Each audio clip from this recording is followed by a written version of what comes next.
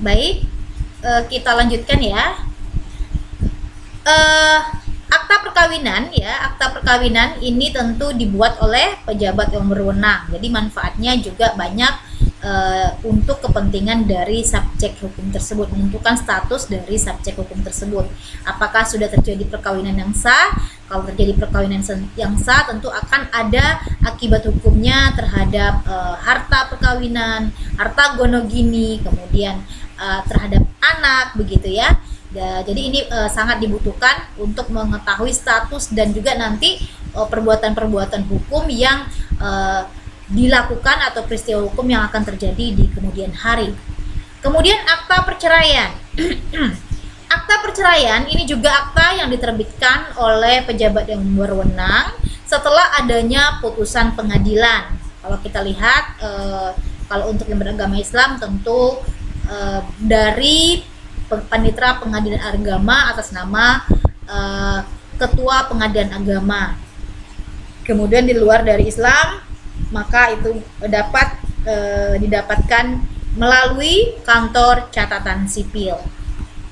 Nah, adanya penetapan perceraian dari pengadilan negeri, tentu ini sudah mempunyai kekuatan hukum tetap. Jadi kalau untuk menetapkan adanya suatu perceraian, tentu harus memiliki akta perkawinan dulu, gitu ya. Jadi perkawinannya harus perkawinan tercatat, tidak bisa perkawinan yang di bawah tangan.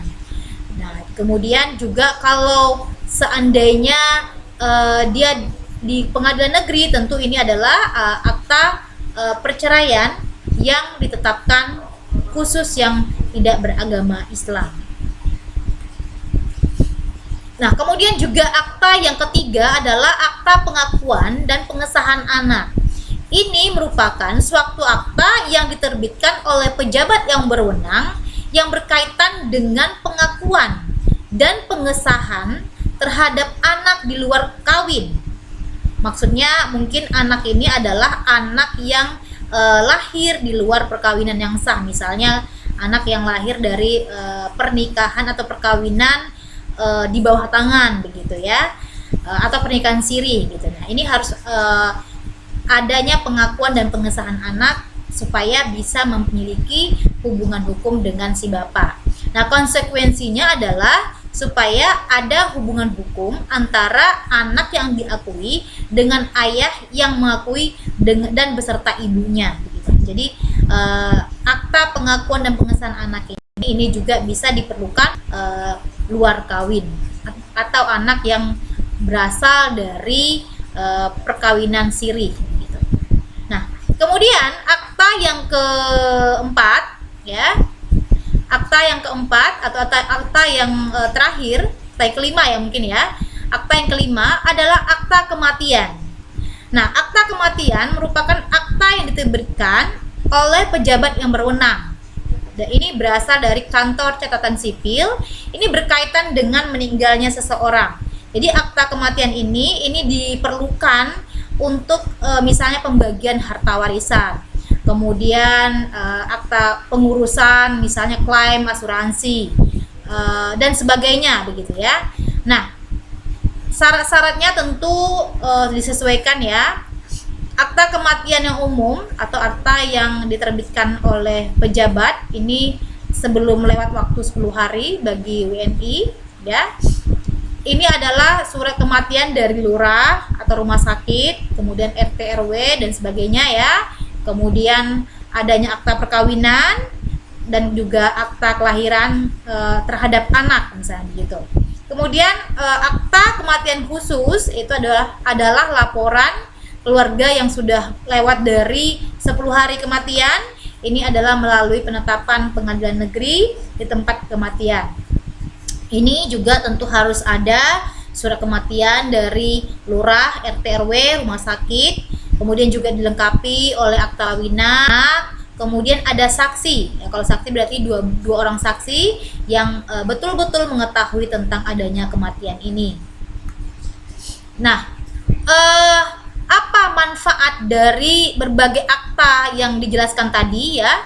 Ada akta kelahiran, ada akta perkawinan, ada akta perceraian, ada akta pengakuan atau pengangkatan pengesahan anak, kemudian ada akta kematian ya. Apa gunanya, manfaatnya akta catatan sipil ini bagi seseorang atau bagi subjek hukum? Ini pertama digunakan sebagai alat bukti yang kuat ya, sebagai alat bukti yang kuat. Untuk apa alat bukti ini? Untuk kepastian tentang terjadinya suatu peristiwa atau suatu perbuatan hukum itu. Misalnya peristiwa hukum kelahiran, perbuatan hukum perkawinan begitu. Jadi ada kepastian bahwa sudah terjadi kelahiran, bahwa dia ada seorang ahli waris, bahwa dia adalah seorang istri, bahwa dia, kalau dia seorang istri berarti dia mendapatkan hak untuk harta gonogini misalnya begitu. Adanya akta kematian misalnya untuk mendapatkan, untuk mengklaim asuransi misalnya begitu ya. Nah, itu gunanya sebagai alat bukti yang kuat. Kemudian untuk menentukan status hukum seseorang. Jadi supaya jelas status hukumnya seperti apa. Apakah dia sebagai anak, apakah status hukumnya sebagai istri, atau status hukumnya masih hidup atau sudah meninggal. Ini guna dari atau manfaat dari adanya akta catatan sipil ini. Jadi sangat penting sekali ya akta catatan sipil ini. Kemudian juga manfaatnya bagi pemerintah tentu ini juga untuk kepentingan administrasi kependudukan ya, administrasi kependudukan, di mana di sini adalah pengawasan dan pengendalian adanya orang asing misalnya di Indonesia ya, supaya tahu dengan adanya akta ini jumlah penduduk berapa, pengawasan kelahiran, kematian, kemudian jumlah adanya orang asing Indonesia gitu ya. Juga pendukung data bagi perencanaan pembangunan, kemudian pemilu. Jadi banyak gunanya akta catatan sipil ini bagi pemerintah. Nah, mungkin itu saja materi kita tentang akta catatan sipil. Nanti untuk pengembangan materi lebih lanjut kita akan melanjutkan dalam proses diskusi. Demikian, semoga bermanfaat. Jangan lupa di like dan subscribe, dan juga bisa di-sharekan ke teman-temannya supaya ilmu yang diberikan ini dapat bermanfaat buat kita semua. Assalamualaikum warahmatullahi wabarakatuh. Selamat malam semuanya.